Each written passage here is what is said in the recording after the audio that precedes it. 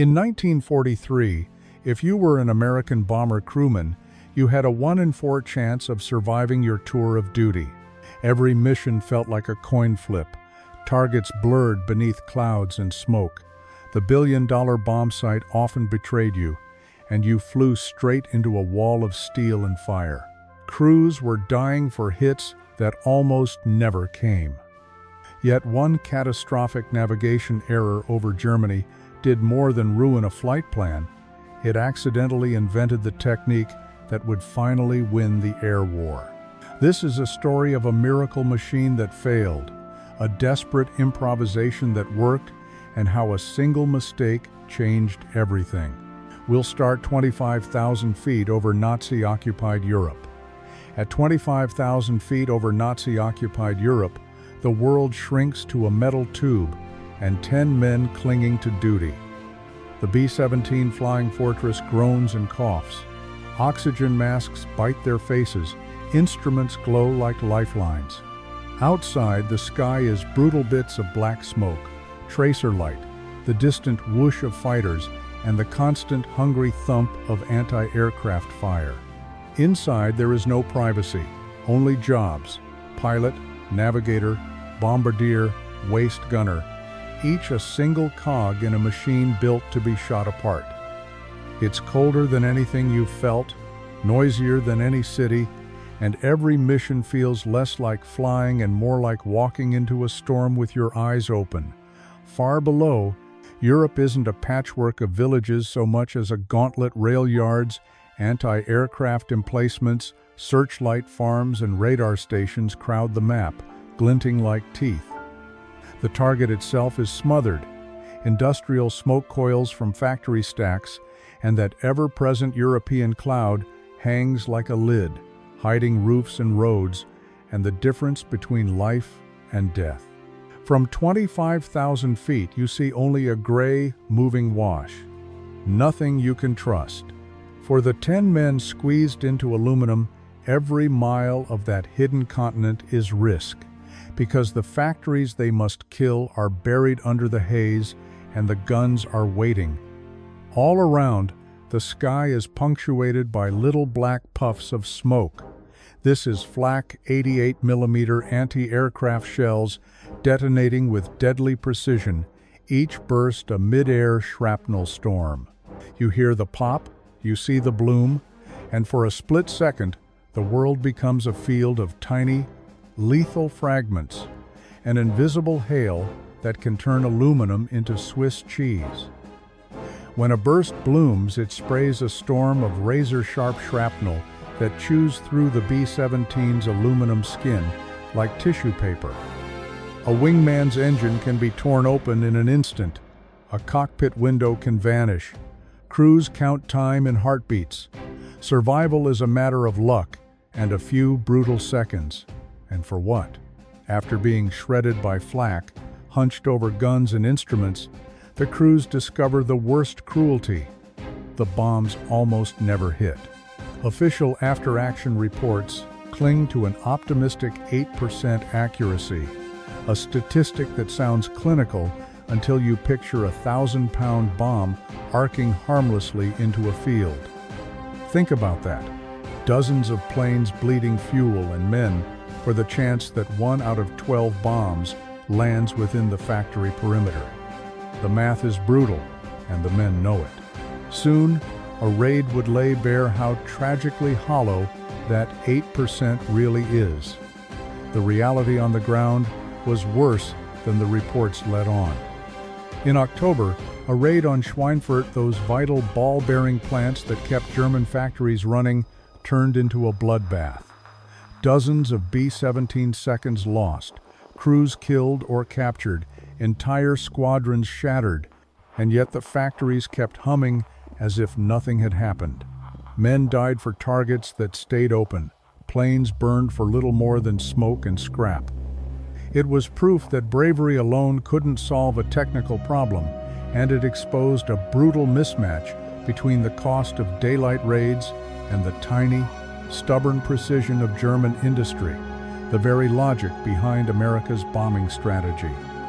American daylight bombing strategy hinged on a simple, brutal idea: fly in huge boxes of bombers so dense they became an aluminum cloud, and let sheer weight of steel and volume of explosives blanket whole industrial areas. It sounded elegant on a briefing slide. In practice, it was clumsy.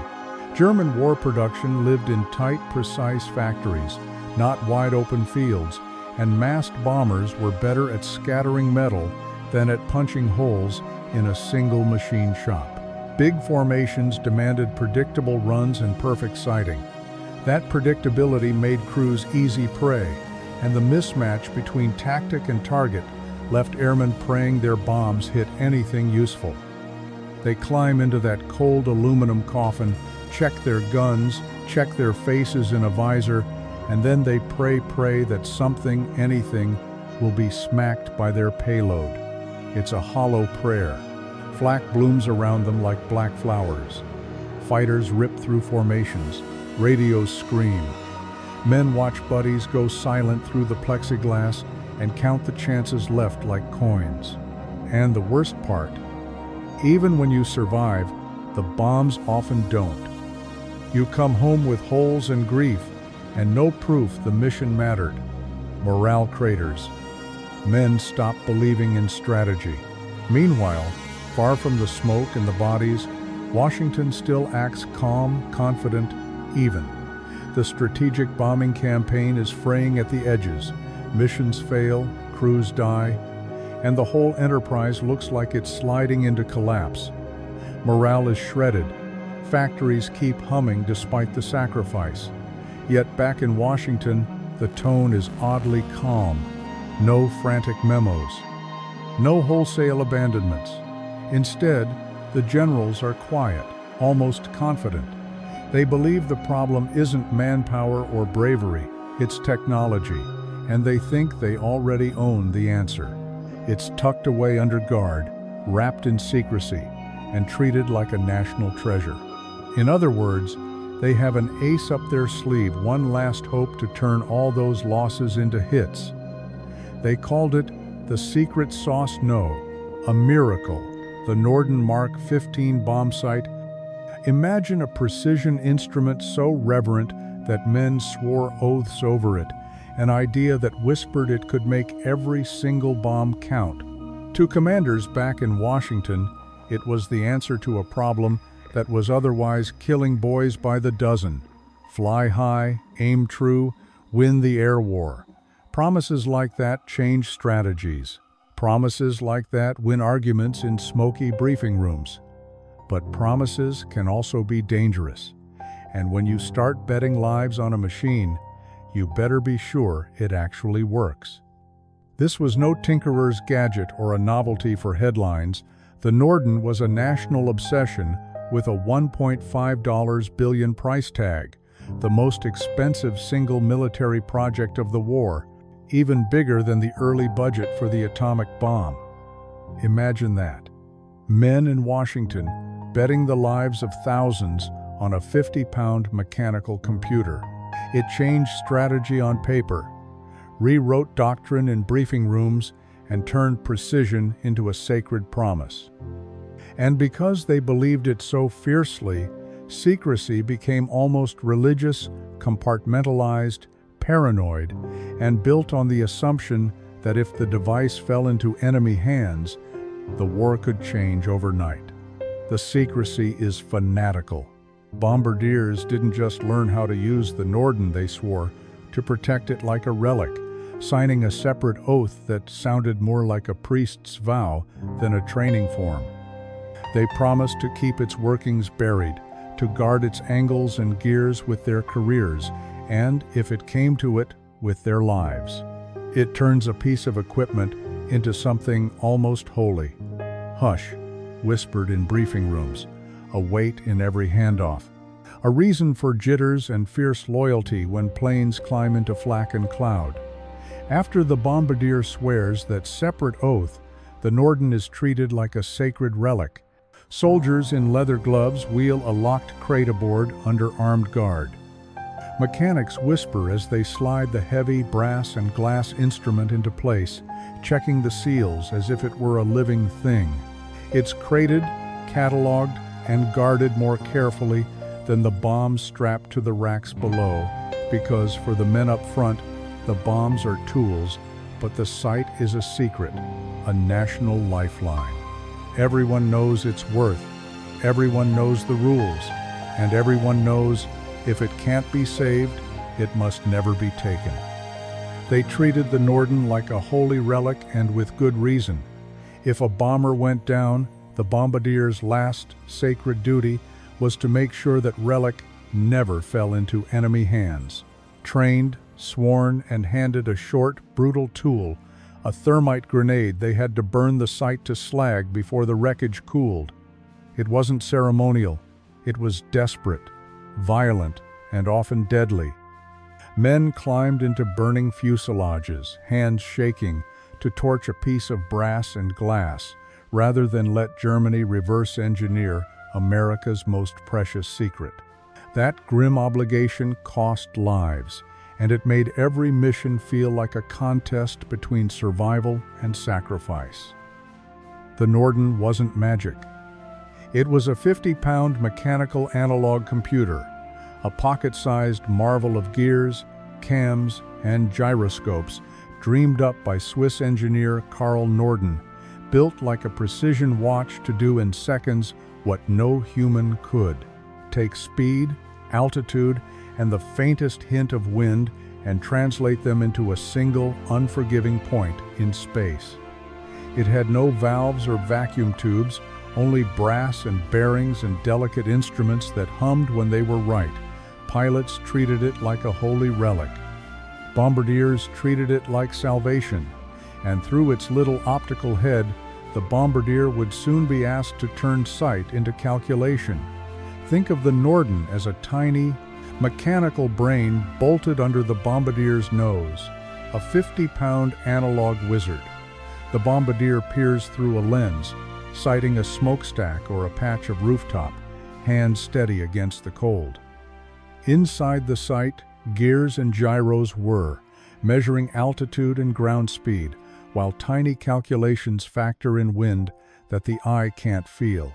In real time, it converts those numbers into a single, impossible-seeming answer: the exact moment to let go.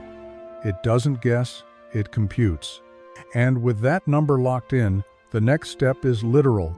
The bombsight talks to the autopilot and takes control.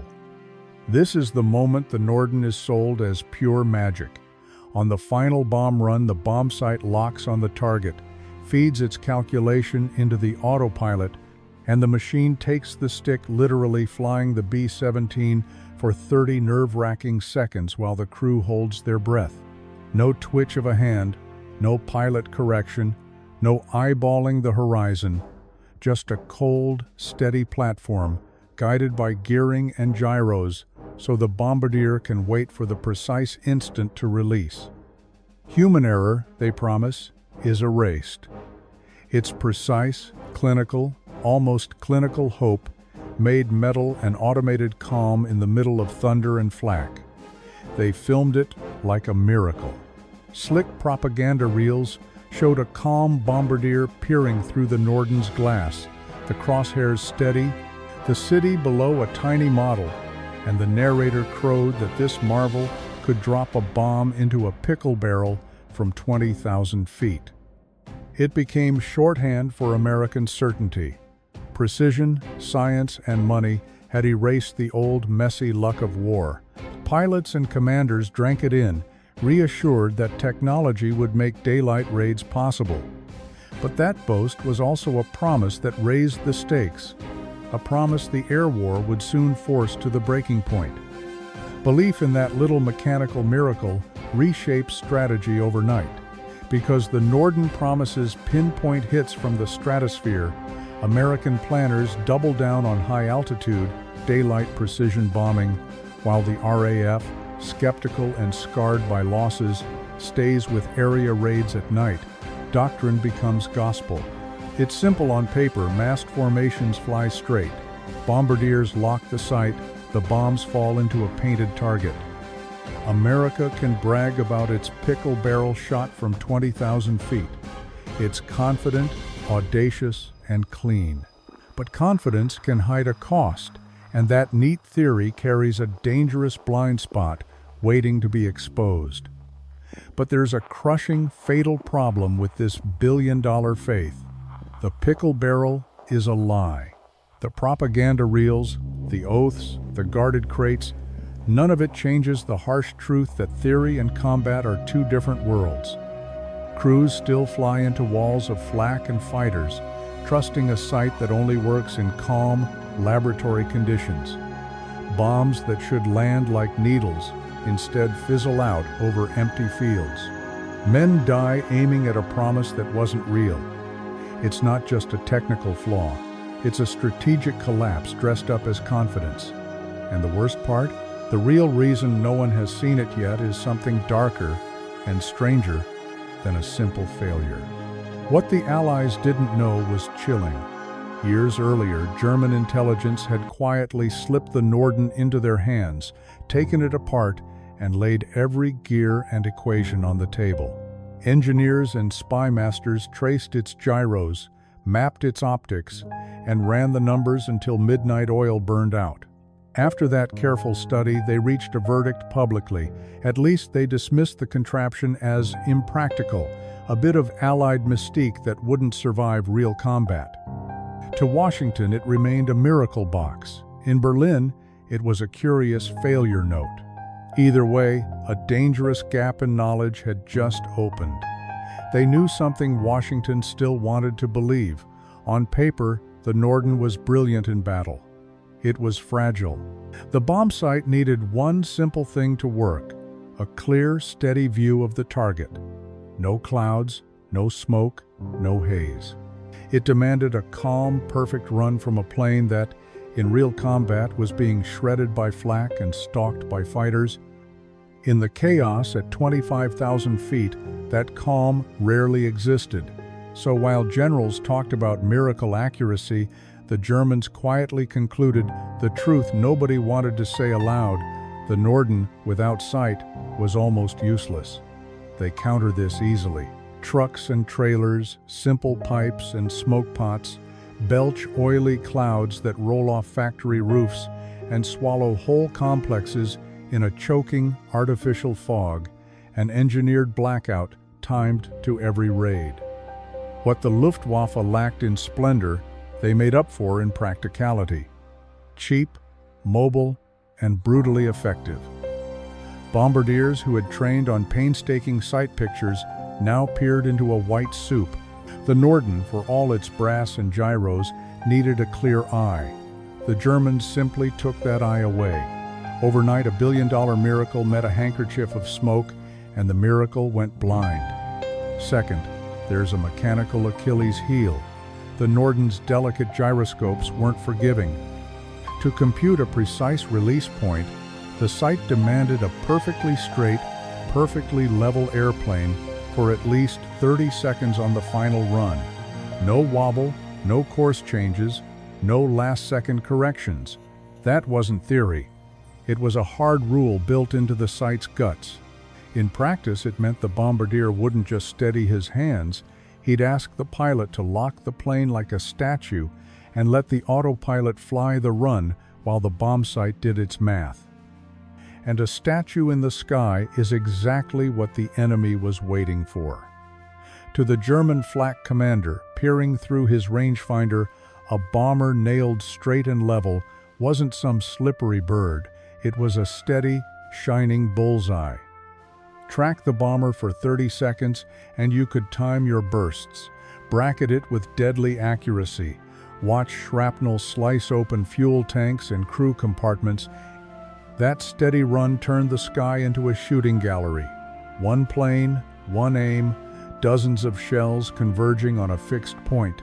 For the men up front, it made the choice brutally simple to state and impossibly hard: to live, fly the perfect run and invite concentrated fire, or jink and almost certainly miss your target. This is the moment of truth for every crewman. Fly a perfect, steady run to let the Norden do its miracle, and almost certainly present yourself as a stationary bullseye, or break formation, twist and dive to live and hand the target to the wind. There is no right answer. The choice is raw and immediate. Bombardiers had to decide in seconds, with flak cracking around them and gunners already aiming. What would you do? And as brutal as that choice is, there's an even more insidious problem waiting above the clouds, one no one has yet fully seen: the wind. But the Norden's greatest failure is invisible, something no one in Allied command has yet understood. It isn't a broken dial or a saboteur, it's the air itself, a silent force that rearranges the battlefield between release and impact. From high above, the world looks fixed and precise. From inside the bomb site, everything seems calculable. Yet out there, unseen currents are already tugging at tons of metal and dragging those carefully aimed explosives off course. The miracle machine can't see sideways. It assumes forward motion equals forward fall. And that blind spot, cold, invisible, relentless, will make the difference between a miracle and a massacre. The Norden's greatest failure was invisible: the wind. At extreme altitudes, 25,000 to 27,000 feet, bombers didn't just meet thin air. They rode a river of steel-fast air called the jet stream. Temperatures plunged, instruments sang, and an unseen force howled past at hurricane speeds, sometimes over 100 miles an hour. It didn't push gently. It sheared, gusted, hit from the side. Crews felt it as a disorienting slide, the nose pointed one way, while the whole plane was being swept sideways. For a bomb site built to assume straightforward wind, that sideways shove was a silent, catastrophic betrayal. Here's the fatal blind spot. The Norden was only built to measure wind coming straight at the nose, or straight off the tail. Headwinds and tailwinds it could handle. Anything else it simply couldn't see. In practice, that meant the bomb site assumed the plane's nose pointed where the plane was going. So if a sideways gust pushed the aircraft off course, the Norden never registered the drift. At 25,000 feet, where the jet stream howls and winds rarely blow straight, that limitation wasn't a quirk, it was a catastrophe waiting to happen, turning precise aiming into a roll of the dice. There was an invisible enemy at 25,000 feet, the jet stream. It doesn't behave like a tidy headwind or tailwind the Norden expects. It snakes and shears, angling across your path and whipping past at speeds that make a steady run impossible. More often than not, it hits you from the side hard, invisible, and relentless, sliding a heavy bomber sideways like a canoe on a current. The bombs don't fall where the sights say they should because the whole airplane has been shoved off course in the seconds between release and impact. It turned the Norden's math into a cruel guess. At 25,000 feet, that crosswind doesn't nudge the B-17, it yanks it. The multi-ton fortress is shoved sideways, not forward, like a canoe slammed broadside in a raging river. Inside, instruments and eyes tell different stories. The nose points one way, the plane is moving another. The result is immediate and ugly drift that will throw your bombs miles off target unless you do something drastic next. So, what do pilots do? They aim the whole airplane into the oncoming wind. Not straight at the factory, they point the nose into the blast, so the aircraft's actual path tracks the target. Pilots call it a crab angle. It looks odd. The plane is literally flying sideways through the air, wings banking into the stream, while the fuselage holds the line. It feels counterintuitive, but geometrically it cancels drift and keeps the bomber on course. Trouble is, the Norden can't see that difference. But there was a deadly blind spot built right into the Norden. It took airspeed, altitude, and forward wind into account. Clever, precise, almost mechanical, and then made one fatal assumption. that the plane's nose pointed where the airplane actually went. In other words, if the pilot crabs into a crosswind to hold the formation, the bombsight still sees the bomber as flying straight ahead. The device never feels the sideways shove of the jet stream. It calculates a release point as if the bomber were cutting a clean line through the sky. The result is a beautiful calculation, aimed at the wrong trajectory. It's like trying to aim a rifle from a car skidding sideways on ice. The barrel points straight ahead, but the whole vehicle is sliding to the side. Your sight says you're on target. Your hands tell you you've steadied the shot, but physics says the bullet will miss. Up at 25,000 feet, the Norden does the same mistake. It reads the plane's nose as the plane's path, ignores the invisible side push of the wind, and so everything you release keeps getting carried sideways. In plain terms, aiming forward doesn't matter if the world beneath you is moving you off course. The Norden, blind to sideways motion, calculates a straight-line fall, and the crew trusts it. The bombardier squeezes the release. The bay doors open, and for a suspended second, the world seems obedient. Steel and explosives tumbling away from the belly of the plane. Then the jet stream takes hold. The bombs are snatched like leaves off a tablecloth, dragged sideways by a wind the sight never measured. What looked like precision becomes drift. What was aimed forward is carried inland. Quiet physics turns into brutal geometry. In an instant, the miracle becomes a mistake the bombs miss, every time. The bombs were blown hundreds, sometimes thousands of feet off target, every single time. Crews would watch the strike photos come back and see craters in empty fields, while the factories smoking, steaming, and still running sat untouched. Men who'd flown into walls of flak and seen buddies shredded still had to stare at proof that their bravery hadn't counted for anything. Navigators tore apart plots and pilots second-guessed steady runs, but the math kept winning. A powerful sideways wind stole the fall of every bomb. What was sold as precision became a maddening, repeatable failure, the difference between hitting history and missing it entirely. The billion-dollar miracle turned out to be a bitter joke.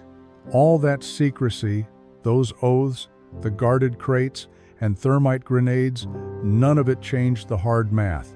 The bombs were landing well off target again and again. Factories stayed open, cities emptied of hope, whole missions bled fuel, men and planes for nothing, while brass clung to faith in a sight that couldn't see the wind. Money couldn't fix physics, and the spectacle of precision became a grim punchline as accuracy failed to budge. Meanwhile, the price of that failure was not measured in dollars, but in men, and the bill was coming due. They kept climbing into those cold, cramped B-17 seconds anyway, despite the oath, despite the thermite grenades, despite a 1 in 4 chance of coming home. Flak shredded aluminum like tissue, fighters carved holes through formations, and all the while crews trusted a 50-pound machine that simply could not fight the wind. The Norden promised miracles and delivered corpses. Men watched buddies vanish through tracer and smoke, watched photo evidence show bombs blown miles off target, and still flew straight into a wall of steel because their leaders believed the sight more than the weather. Hope was a thin thing up there, and it was wearing away fast. October 1943, another Schweinfurt raid, and the sky is pure violence. Flak blossoms like black flowers around the formation. Fighters peel off from the clouds and bite. Aluminum tears open, engines cough, men shout over the roar, bombers hemorrhage altitude and crew. It's chaos, swift, brutal, unavoidable, and somewhere in that storm, one bomb group, the 305th, is about to be tested like never before. Amid the thunder and smoke, one unit stood out, the 305th Bomb Group. Their formation was splintering. Radios hissed and failed. plane staggered with shredded flaps. Flak blossomed all around like black flowers. Fighters were already working the gaps. For these men, the mission had stopped being a routine run and turned in an instant into a desperate fight for survival. The sky was chaos, radio crackle, tracer ribbons, and the whump of flak. All around, while in the lead ship, the navigator wrestled with dead or dancing instruments, a faulty drift indicator, and the kind of pressure that makes your hands go numb. He ran the numbers anyway, faster than he should have, trying to paper over jittering gyros and a sky that felt like it wanted them dead. One input was wrong, one correction misapplied. A single, miscalculated wind vector slid into the logbook. In a matter of heartbeats, that tiny mistake would put the whole group on the wrong approach. They hit the initial point and the truth lands like a punch.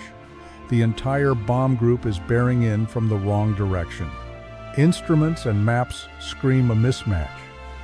Radios flare with urgent calls. Formation shifts. At 25,000 feet, there's no room for improvisation. Seconds, maybe less, remain to fix it or to watch everything go up in smoke. They're now flying at a severe angle to the intended flight path. The whole formation crabbed sideways, fuselages fighting an invisible river of air. The jet stream isn't a whisper, it's a shove, uncompensated, sliding them off course by the second. Bomb runs demand straight. They can't get straight. In the cockpit, choices collapse into heartbeats, abort or line up and die. They can't line up. A straight-in bomb run is no longer an option. The crosswind has shoved them off course and the clock is bleeding away. Flak blooms beneath them. Enemy fighters are closing fast. Radios crackle with tense, half-heard orders to abort. For a handful of seconds, the plane hangs between chance and doom, every man knowing one wrong move could be their last. Inside the lead B-17, time collapses. Captain Robert Williams, the bombardier, and Lieutenant Charles Murphy, the navigator, lock eyes and run the numbers in their heads fast. Brutal math against a sky full of flak. Instruments twitch. Orders are useless. If they stick with the standard run, they're dead. So they do the only thing left: improvise, invent, and gamble everything on a wild, untested fix. In a flash of desperate clarity, they do the unthinkable. Instead of lining the Norden up with the factory, Captain Robert Williams refuses the obvious. He points the bombsight off to the side, away from the plant, toward a distant, arbitrary landmark upwind. It's a gamble, pure and terrifying. But in that ragged second, survival and success hinge on being wrong on purpose. Williams does something no one had taught him. Rather than lock the Norden on the factory, he slams the crosshairs onto an arbitrary landmark far upwind, well to the right of the actual target. It feels like aiming away to aim true. Amid the roar of flak and clipped radio calls, he steadies the sight, trusts the plane's drift, and prepares to let the wind, for once, do his aiming for him. Murphy grabs charts and runs the numbers, wind speed, altitude, drift on paper, and in his head in seconds. Williams nods, lines up the Norden not on the factory but on that upwind reference point, judges how far the jet stream will sweep the loads, and lets go early. For a moment, it's pure faith in math, a single desperate gamble against the sky. In that split second, everything changes. He stops fighting the invisible river and starts steering with it. With Murphy's numbers in his ear and the Norden's crosshair aimed not at the plant but at a point upwind, Williams times the release not as a correction but as an act of design. The wind stops being an enemy and becomes a deliberate part of the weapon, a giant, invisible rail guiding the bombs home. It's counterintuitive, it's dangerous, it takes nerve. For the first time, bombing becomes geometry, not guesswork math turned into motion, Chance turned into choice. When the post-raid strike photos were developed, the room went quiet, then erupted. On a single contact sheet, amid a mess of misses and smoking ruins, one cluster of black crosses sat dead center on the Schweinfurt plant. Rows of bomb craters lined like a precise stencil, smokestacks scarred exactly where the maps said they should be. It was impossible looking, breathtaking, especially after a day when most formations had scattered and bombs fell like rain. Pilots and navigators stared, stunned. For the men of the 305th, it was proof, not luck, not a fluke, but something new had worked, and it had worked perfectly. High Command shrugged it off. They called the photos a fluke, a one-in-a-million lucky mistake. Nice to look at, but not worth rewriting doctrine for. Reports ticked across Washington. Impressive, anomalous, statistically insignificant. Better to chalk it up to chance than admit a billion-dollar program might have a fatal blind spot.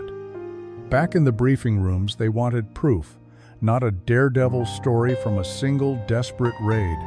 Still, the images couldn't be unseen. Crisp craters on the factory roof, bombs clustered where none should have landed. And somewhere in the tail of that bomber, two men were quietly certain it wasn't luck. But Williams and Murphy know it wasn't luck. They pore over the strike photos, compare notes, replay the run in their heads, angles, wind, timing until a cold, simple truth snaps into place. The Norden had been aiming at the plane's nose, not its true path. The jet stream had been carrying bombs sideways, and no one had accounted for it. In the middle of chaos, they sketch a counterintuitive fix. Don't fight the wind, use it. Aim off the target. Release early. Let the air do the steering. It's a tiny geometric trick, but in that moment it feels like a map to survival and a way to finally make the bombs count. They did something almost nobody had tried. Instead of fighting the wind, they used it by flying at an angle and deliberately aiming the Norden away from the visible target. Williams and Murphy turned crosswind drift from a fatal flaw into a guiding force. Murphy's rapid calculations told them where the plane was really moving. Williams trusted the numbers and released early. The bombs rode the jet stream like bullets down a channel, landing where the bombardier never aimed. It was counterintuitive, risky, and utterly precise. In a single improvised decision, desperation became design, and a repeatable tactic was born. This was the birth of offset bombing, not a new gadget, but a stubborn, elegant fix. Simple geometry born from a navigator's hurried math. Instead of trying to brute force the sight, they aimed off into the wind and let the atmosphere do the aiming for them. It sounds almost foolishly low-tech. It isn't. By calculating drift, flying at an angle, and releasing where the bombs would land rather than where the nose pointed, a hopeless device became a lethal tool. In one instant, a fatal flaw turned into a tactical advantage, and a trick scribbled on a navigator's knee would soon change the way the air war was fought. Word of the discovery raced up the chain of command like wildfire, carried not by rumor, but by strip photographs. You couldn't argue with black and white proof of bombs sitting dead center on a target, while the rest of the raid looked like scatter. Briefing rooms that had shrugged off lucky hits sat up and took notice. Cables went out. Intelligence officers huddled over prints. Skeptics grabbed at excuses and then ran out of them when the images kept telling the same story. What had seemed like a one-off mistake now had a pattern, and patterns in war get acted on fast, especially when lives and the next big operation are riding on the answer.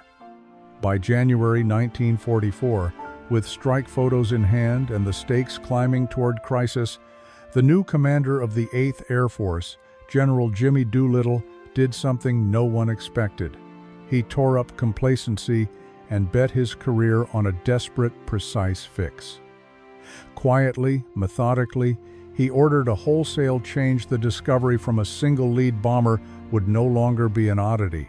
Thousands of crews would be retrained, doctrine rewritten, and schedules accelerated. It was bold, surgical, and brutally urgent. The clock to D-Day was unforgiving, and Doolittle was gambling everything on a radical idea born from one small, dangerous mistake. Doolittle's order hit like a thunderclap. The entire 8th Air Force, thousands of navigators and bombardiers, would be ripped out of their routines and retrained in the new offset bombing method. And they would do it now. There was no slow rollout, no polite trial. Trainers were dispatched, classrooms improvised, practice runs scheduled day and night. The scale was dizzying. Men who had trusted their sights and gut instincts were told to trust geometry and a stranger's wind calculations instead.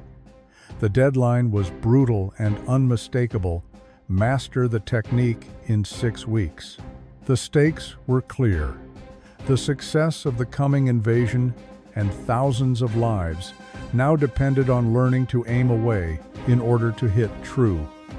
They are given an impossible deadline: become experts in 6 weeks. Thousands of navigators and bombardiers, trained one way for years, now told to flip their instincts and learn a counterintuitive geometry of wind and offset.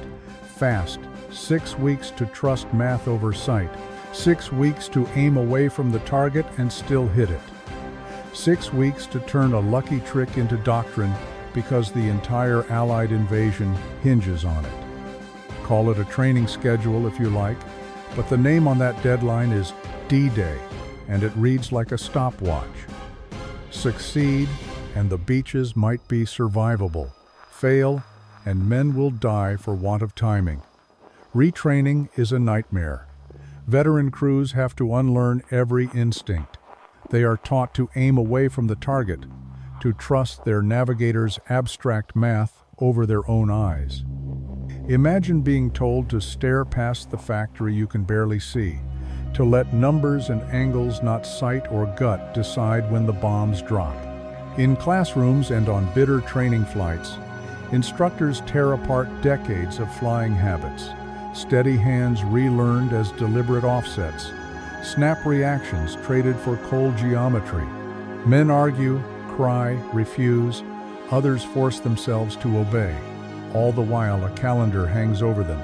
D-Day closing fast, and failure means more than embarrassment.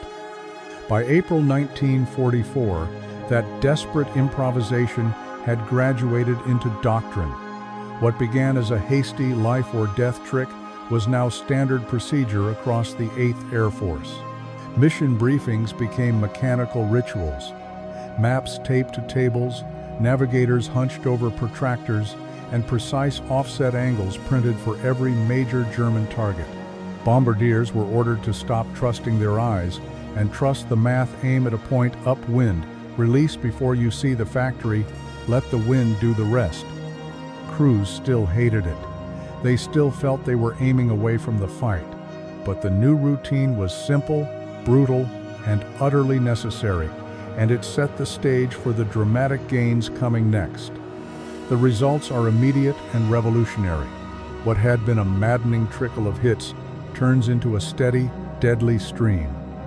Bombing accuracy nearly triples what was roughly 11%, suddenly climbs to over 27% of bombs landing inside the target area. Photos and after-action reports don't lie. Offset geometry turns scatter into precision. Crews who once trusted luck now trust numbers. Briefings become clinical math sessions. Whole factories that survived months of pounding begin to burn or stop turning out critical parts after a single, well-placed raid. Morale lifts. Commanders sit up and take notice, but the real trial D-Day still waits on the horizon. Suddenly, the math worked. Factories that had needed 5 punishing raids could be knocked out in one clean mission. Supply lines choked, assembly lines silenced, and crews who'd gone from despair to stunned, cautious hope. Accuracy wasn't just a statistic anymore, it was survival. It was fewer men lost to the black puffs of flak.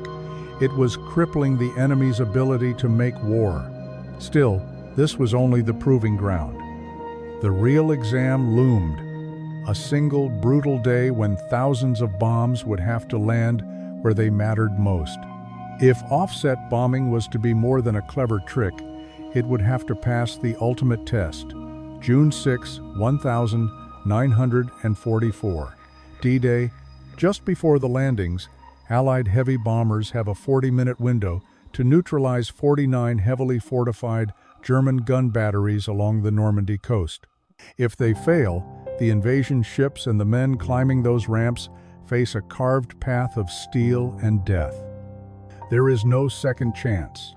Planes must arrive on time, find tiny targets under a leaden sky, and deliver enough bombs to silence emplacements built to chew up landing craft. Pilots, navigators, bombardiers, every second, every yard, every calculation will be the difference between success and slaughter. The weight of history rides on those minutes. The stakes are absolute. If the bombers fail, the waves of soldiers in landing craft will be poured into a killing field. Guns undisturbed, barbed wire and concrete slugs chewing men alive. 40 minutes to silence 49 fortified gun batteries. That's not a mission. That's a deadline for survival. Down below are tens of thousands of lives, pinned to the timing of a stick of bombs and the math of a navigator. Crews clutch their controls like prayer beads. One wrong release, one missed wind correction, and the beaches become graves. And then, as if fate were testing them, the weather turns, the sky will refuse to cooperate. D-Day morning, the weather is a betrayal. A thick, impenetrable blanket of clouds stretches from horizon to horizon, swallowing the coastline in a gray void. Bombardiers peer into lenses that return nothing. The Norden, perfected for sight, becomes dead weight. Pilots hold their breath. There is no visual aiming, only faith and timing, and a 40-minute window that won't wait. With visibility erased, the whole operation must now lean on instruments. Primitive H2X radar, precise offset angles, and cold, desperate math. With the coast shrouded in a solid ceiling of cloud, everything depends on a single, crude tool, primitive H2X radar. In cramped noses and darkened bomb bays, men stare not at factories but at a blip, one thin signature on a flickering screen that they must treat as gospel: the coastline. From that lonely line, the navigators compute exact offset angles, how far to aim away, how long to wait, when to release, turning wind into a weapon instead of an enemy. There are no landmarks, no picket fences, no reassuring smoke, only math, discipline, and the faith that geometry will carry thousands of men ashore alive. At Utah Beach, the plan unfolds with machine-like precision. The bombers swing into a 45-degree offset and run parallel to the shoreline. Engines a dull roar beneath a blanket of cloud. Bombardiers can't see the bunkers, only the coastline pulsing on their radar, and so they trade sight for calculation, trusting angles and hours of frantic retraining. Tension tightens, navigators call corrections. The formation holds course, counting down to release. They can't see the bunkers. A low, impenetrable bank of cloud swallows the coastline. Only instruments and a navigator's geometry stand between them and disaster. Bombardiers stop trusting sight and start trusting math coordinates, offset angles, seconds time to the second. Fingers hover, lenses are lowered. With a mechanical clack and a quiet curse, they release their loads into the gray, letting the wind and numbers do the aiming. The result was devastatingly effective. The offset calculations were perfect, and when the photos came back, the numbers were brutal. 89% of the German fortifications at Utah were knocked out or so thoroughly suppressed they couldn't raise their guns. Bunkers that should have shredded landing craft were silent. Anti-tank obstacles lay smoldering. Men hitting the beach found less flak, fewer machine gun nests, and corridors of broken wire where assault formations could move. It was a rare moment when cold geometry met combat and won. Navigators' math saved lives that morning, turning clouds and wind into allies instead of enemies. The bombers did what they were sent to do. The coastal defenses at Utah were smashed, their guns knocked out or cowed. When the landing craft nosed into the surf, American soldiers stepped onto a beach that was quieter, less lethal, machine gun nests silent, artillery crews stunned or buried under rubble. Men moved faster. Medics had fewer bodies to pull from the water. Chaos was still there, but it was smaller, more manageable. The beachhead took shape instead of collapsing. In a campaign where margins were measured in minutes and yards, that difference cost far fewer lives. Elsewhere, however, the story would be very different. But at Omaha Beach, a different story unfolds. The lead bombardiers in this sector are worried about the poor visibility. Clouds sit like a ceiling. They can't see the breakers, the beach, or the rusted teeth of the German guns. Every second feels loaded. Drop too soon, and you hit your own men. Wait, and you miss the bunkers. They stare at their instruments and hold their breath. Worried they'd splash bombs onto their own landing craft, the lead bombardiers erred on the side of caution. They added a few extra seconds to the release, tiny, almost invisible. The crews breathed easier. But in a storm of speed and crosswind, seconds were distances. That cautious pause carried the bombs past the surf into empty fields and would shape the morning's fate. They make a cautious call. After crossing the coastline, the lead bombardiers add a few extra seconds to their release timing, a deliberate safety buffer meant to prevent raining steel on their own landing craft. Inside the tin can, hesitation tightens like a fist-second stretch into an eternity as the formations surge on, a tiny, human pause that will echo across the beaches. It is a fatal, almost ordinary decision, born of caution. A few extra seconds. That tiny delay sounds sensible in the briefing room. Over the beach, it feels like prudence. But in the air, time is a weapon. Those additional seconds, multiplied by a bomber cruising at high speed and a persistent crosswind, become a catastrophic multiplier. The bombs don't fall where the bombardiers fear they will. They ride the wind. A small timing tweak turns precise geometry into chaos, and the carefully calculated offset collapses into a yawning error that will be paid for in blood. It turned out to be a tiny, cautious decision with brutal consequences. A few extra seconds multiplied by airspeed and that savage crosswind sent each bomb sailing past its mark. They smashed into empty French fields, carving up dirt and hedgerows, throwing up curtains of earth and smoke, while the concrete teeth of Omaha's defenses sat eerily whole and silent. Where suppression should have been, there was nothing but churned grass and wasted explosives. The bunkers, machine guns, and artillery emplacements remained intact, ready and waiting. In the quiet after the fall, you could already feel the cost. A mistake measured not in seconds, but in lives. Because of that cautious, fatal hesitation, the bombs fell hundreds of yards too far, churning empty fields, while the German bunkers at Omaha sat untouched. The men of the 1st and 29th Infantry Divisions hit the sand into a storm of unblunted steel. Machine guns, mortars, and artillery ripped into landing craft and pinned men under murderous fire. What should have been a softened beachhead turned into chaos.